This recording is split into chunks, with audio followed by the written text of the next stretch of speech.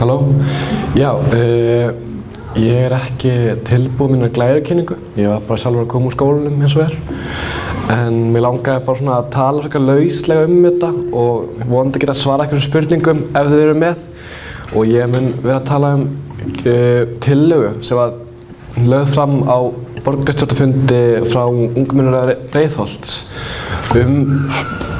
kannski aðeins fínpússaðri stefnu í fjölmenningarmálum. Og það felst nú í því að bæta við ungu fólki eða börnum inn í móttökuteymi grunnskólana. Sem þá þannig að það eru móttökuteymi í grunnskólanum eins og kannski flest vitið en það eru engin börn í mörgum þeirra sem kannski frekar mikil þröskuldur að koma inn í nýjan skóla og þú þekkir engan.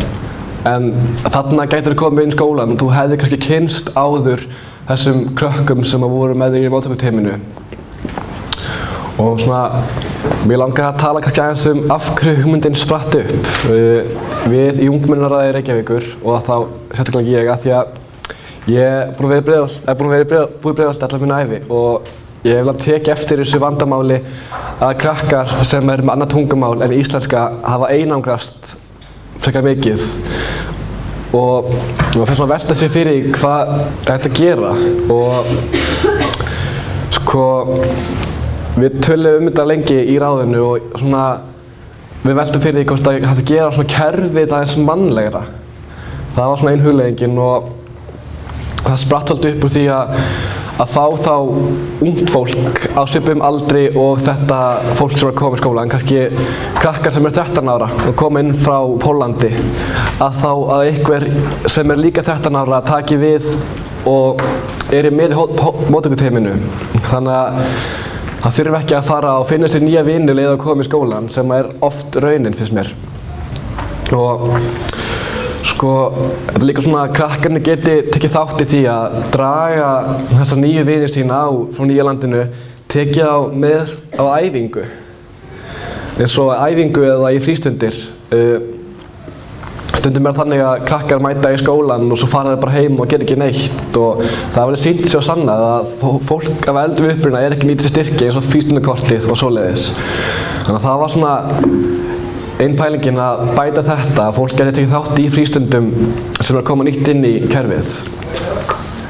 Og við erum búin að vinna mikið í þessu tillögu við Breiðholtinu og ég myndi segja að hún sé komin vel á veg.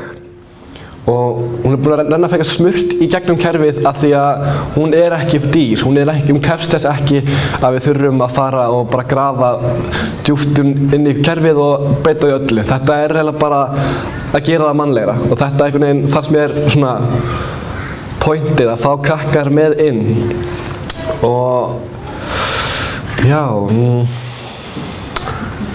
það gengur frekar vel. Við fundum mjög reglulega að koma þess á stað og verkefnið er núna sko alveg á 1000 snúningum. Það er verið að byrja verkefnið í 2 skólum, það er verið að prófa og ef ég man rétt þá var það í Árbænum og svo í Laugardal Hálendishverfinu. Þar eru alltaf 1000 snúningum að hefja þetta verkefni.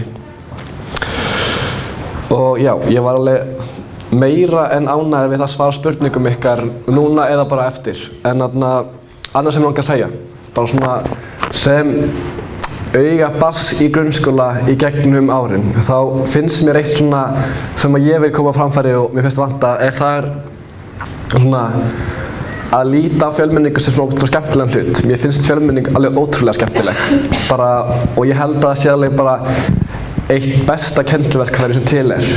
Að kenna sögu eða samfélagsfræði með fjölmenningu er alveg geggjað, eins og við í Breiðholti höfum alveg ótrúlega fjölmenningu og við nýtum það ekki nógu mikið í kennslu.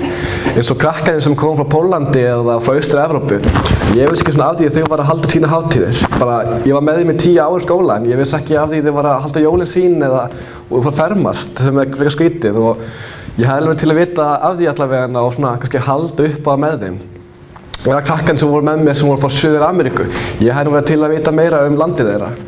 Það er svona einn punktur sem ég finnst gleymast svolítið oft og ég var alveg til að nýta fjölmenninguna meira í kennslu. Mér finnst það alveg góð hugmynd. En já, einhverjar spurningar? Ok, það getur það bara komið til minn eftir. Ég kannski gleymt að segja eitthvað, ég var ekki alveg undirbúinn. Já. Það er ekki með spurning en svona það sem ég var að hugsa út úr því sem þú sagðir, að mikið væri fínt ef allir hugsa eins og þú, þá væri það nú ekki mikið vandamál að koma innflytjendum inn í hópana. Þannig að mér finnst alveg bara frábært að heyra það sem þú sagðir frá ykkur. Já, Takk fyrir það. Takk. En þarna, ég er búinn að fá svona dágóðan tíma til að hugleiða fjölmenningu. Og svona, með það tillögu okkar, svona niðurstaðan sem ég kem alltaf aftur er að við getum lært líka alveg ótrúlega mikið af þessu. Það er svona það sem ég kem alltaf aftur að. Þegar ég hugsa, ok, þetta mun hjálpa einhverjum að eignast vini og mun kannski gefa þeim hobby eða eitthvað. Og þetta mun hjálpa mér ótrúlega mikið. Ég kemst alltaf að þeirri niðurstöðu. Og ég held að þetta gæti svona verið liður í því að koma að umburðarlyndara samfélagi. Ok, takk fyrir.